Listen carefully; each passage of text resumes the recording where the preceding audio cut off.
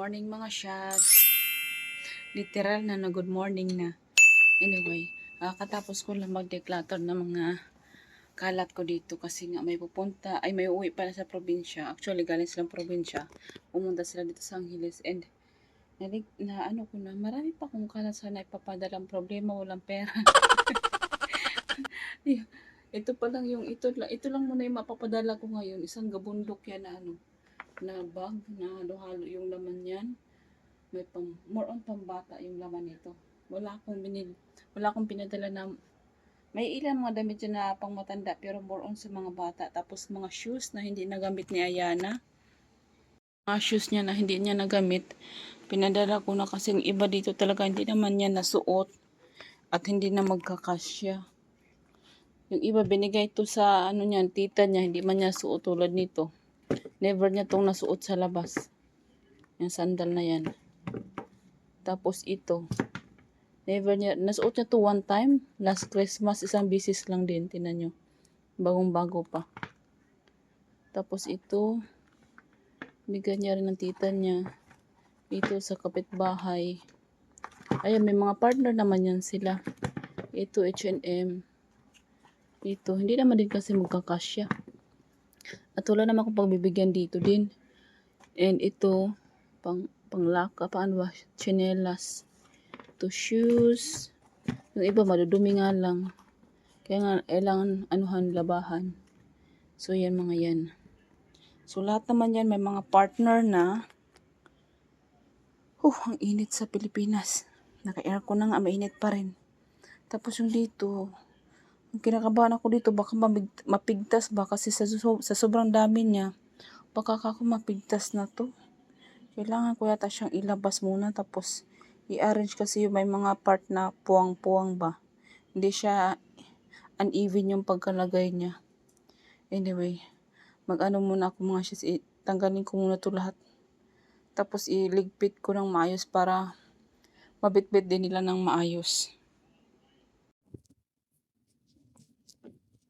Ayan, magligpit muna tayo mga shots. Meron ako mga bag dito.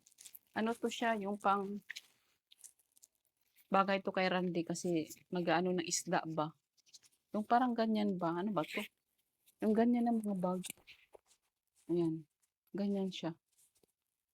Pag nagbibenta ka ng isda, lagay mo yung pera dito. Bagay to kay Randy.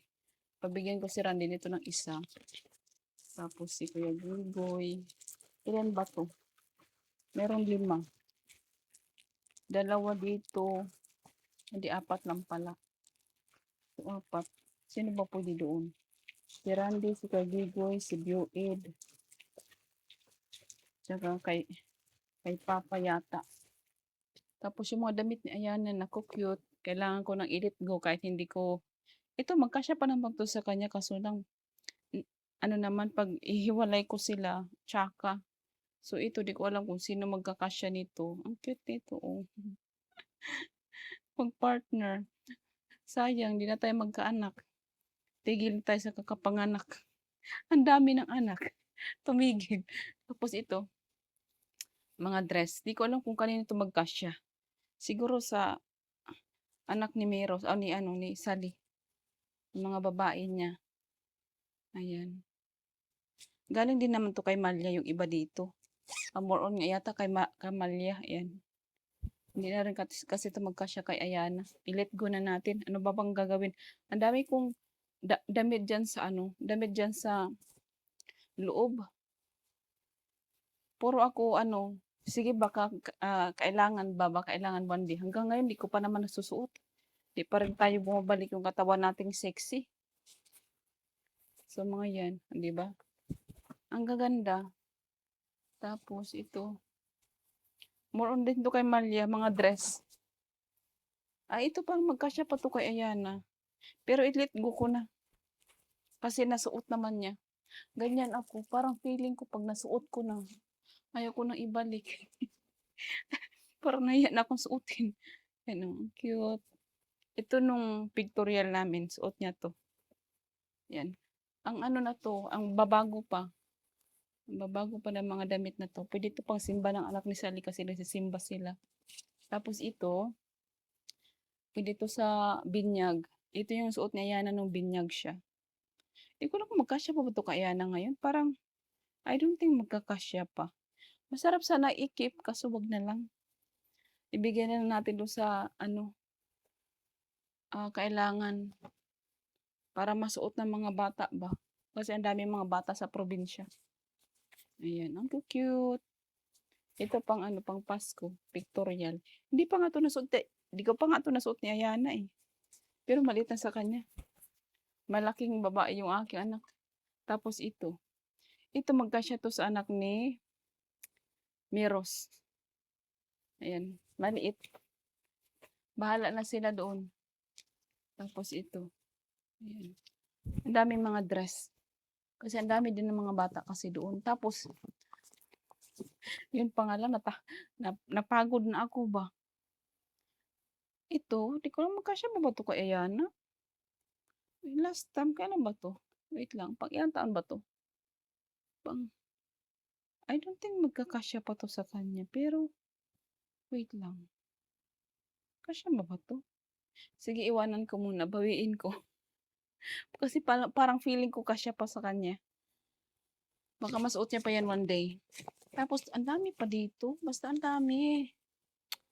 Ayaw ko nang, ano ko ba? Parang tinatamad ako makita pa lang itong mga damit na to. Tinatamad na ako maghalukay ba? Kasi ang dami nila. Bahala na yata sila doon. Nandito lahat ng mga damit ni Ayana na hindi na niya nasusuot. Nandito lahat. Binigay ko na. Ang dami. Ang dami. Ang kukit pa naman ng mga ano ni Ayana. Bahala na sila kung kanina tumapunta doon. Kay Duday. Basta ang dami.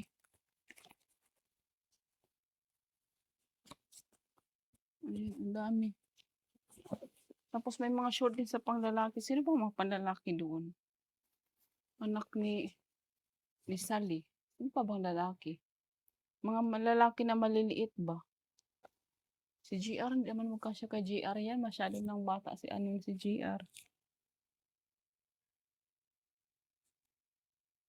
Kanino ba yun? Basta sila na bahala. Tinamad na ako mga shots. Ang dami kasi nito.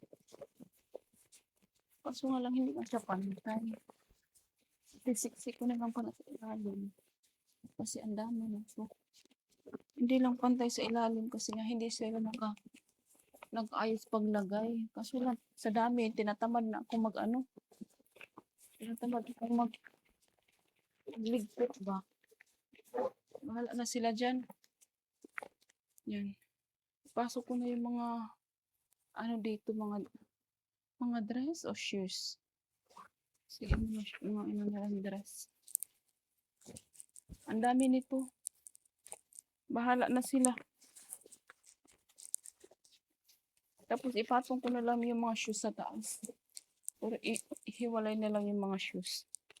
Kasi ano eh. Hindi ko na lang kung magkakasya pa. Ang bigat na. Kinakabahan ako kasi baka biglang mapigtas ba. Tapos bibit-bitin nila. Natatakot ako tuloy na masiraan sila ba sa ano ba. Kasi sa bigat nito, wait lang, sila ba?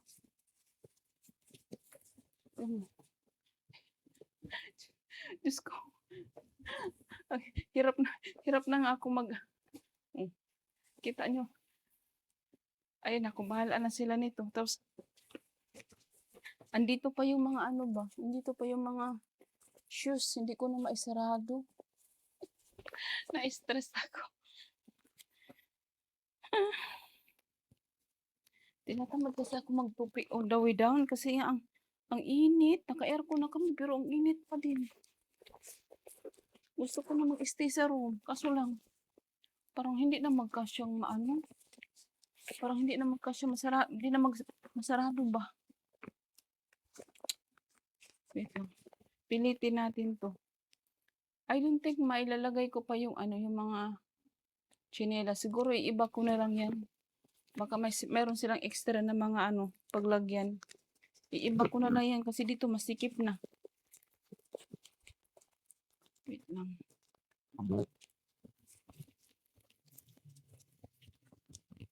Wala ka. Parang, parang hindi na nga kakayanin.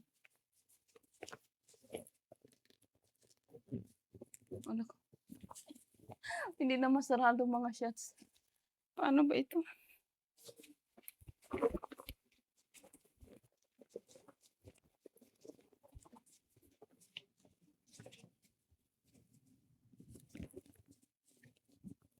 Hindi na masarado.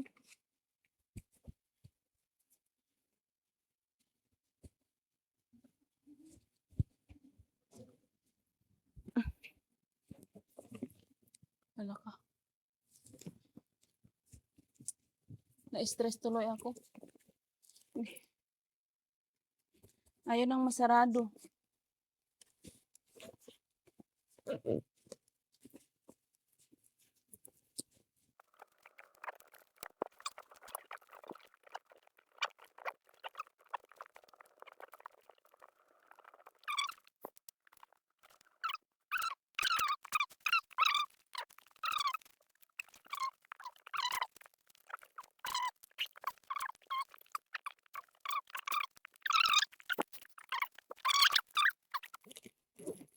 Okay.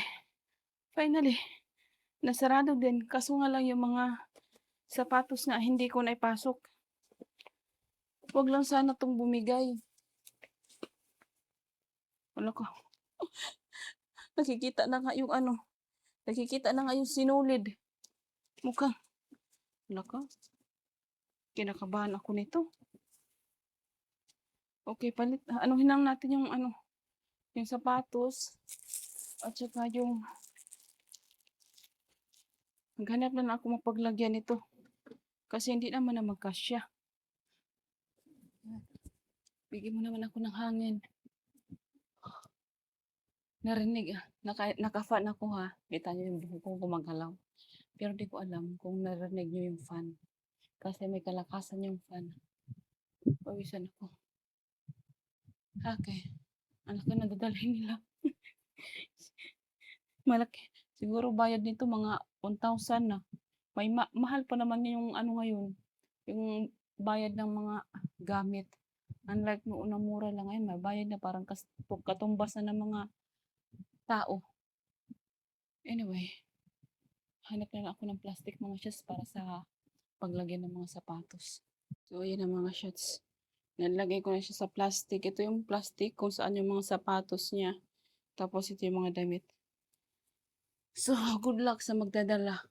Sana hindi mapigtas tong yung bag. Kasi medyo may kabigatan.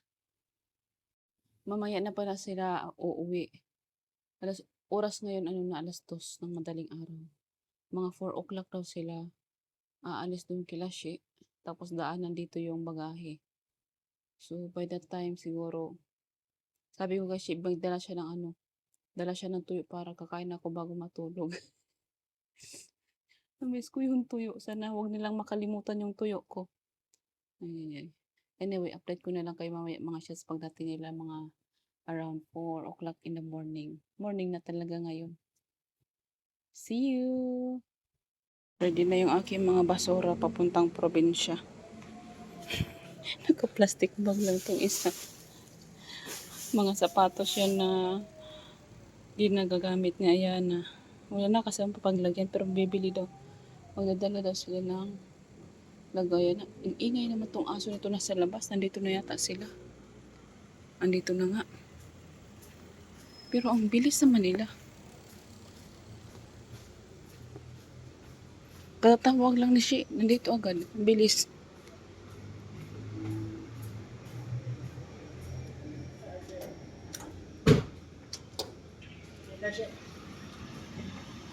Hi. Bulaga. Hi, musta? Thank you. Ano po? Kasya ba yun sa ano nyo? Tingnan mo yung dadalhin mo. Tingnan mo dadalhin mo. Saan ba? Ayun, oh. Kaya mo yun? Oo nga eh. Or pipili ka lang. Tama-tama yung uwi ni Jowa. Wala. Who are you? Oh, sige. Ang ingay itong ng aso na to, tumatahol. Kala mo naman may aswang. Ha? Oo, patawagin nyo doon.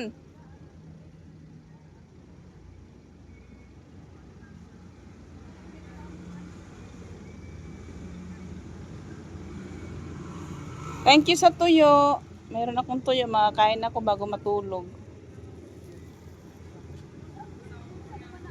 Kasya? May bag ka man kayong dala. May bag ka, mailipat mo na lang. Yung mga sapatos. Oo, thank you. Ingat kayo. Oo, thank you, te.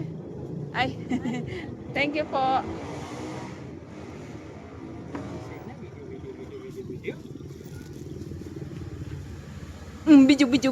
Video. Ay, wait lang. Where din na?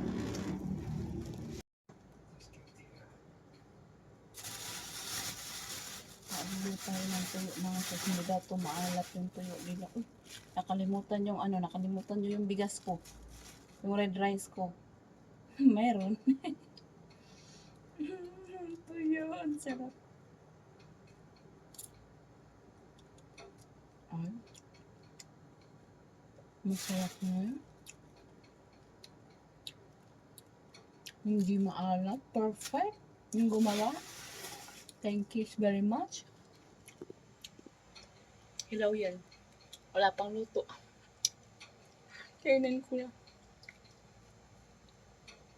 Sarap. Luto muna ako.